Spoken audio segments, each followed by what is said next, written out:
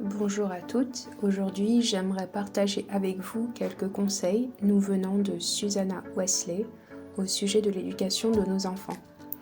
Susanna Wesley est née à Londres en 1669 et elle était la mère de John et Charles Wesley et de 17 autres enfants. Malheureusement, seulement 10 de ses enfants ont survécu. Et malgré ces épreuves, elle est restée fidèle au Seigneur et a persévéré dans sa foi. Elle a continué à éduquer ses enfants avec amour et la parole de Dieu comme guide. D'ailleurs, il y a une citation de John Wesley qui m'encourage beaucoup dans mon rôle de mère. Il dit « J'ai plus appris du christianisme avec ma mère qu'avec tous les théologiens d'Angleterre. » Avant de partager les règles de Susanna Wesley, je voulais juste dire que ce sont ses règles et que le but, ce n'est pas de les suivre sans réfléchir, mais d'être inspiré pour continuer à développer dans nos familles une atmosphère qui inspire l'ordre et la paix. Donc, voici quelques règles simples que Susanna Wesley a utilisées pour éduquer ses enfants pour le Seigneur. Numéro 1. Il est interdit de manger entre les repas. Numéro 2. Les enfants doivent être au lit à 20 heures. Numéro 3. Les enfants sont tenus de prendre les médicaments sans se plaindre. Numéro 4. Apprenez aux enfants à prier dès qu'ils savent parler. Numéro 5. Demandez à tous les enfants de s'asseoir dans le calme pendant le culte familial. Numéro 6. Ne donnez rien aux enfants qu'ils réclament en pleurant. N'exaucez leurs souhaits que s'ils le demandent poliment. Numéro 7.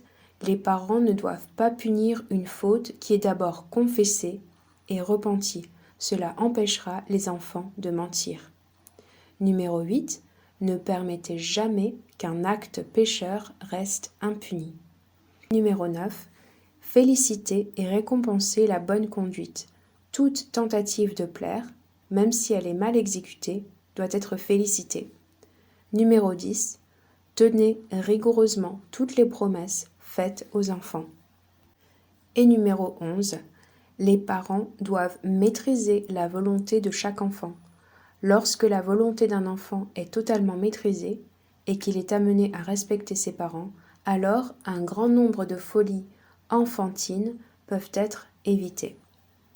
J'insiste sur la conquête de la volonté des enfants dès leur plus jeune âge, car c'est le seul fondement solide et rationnel d'une éducation religieuse.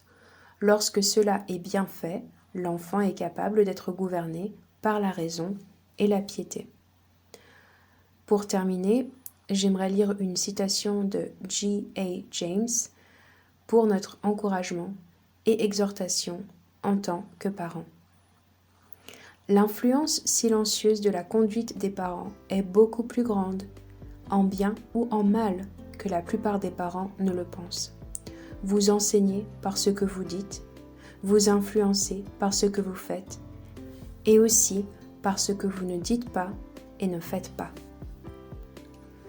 Seigneur Jésus, aide-nous à être des mères ancrées dans ta parole, guidées par ton esprit, pour que nous puissions éduquer nos enfants selon ton dessein.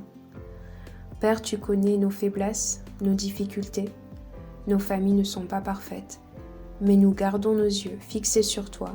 Nous marchons par la foi, sachant que notre travail ne sera pas vain dans le Seigneur.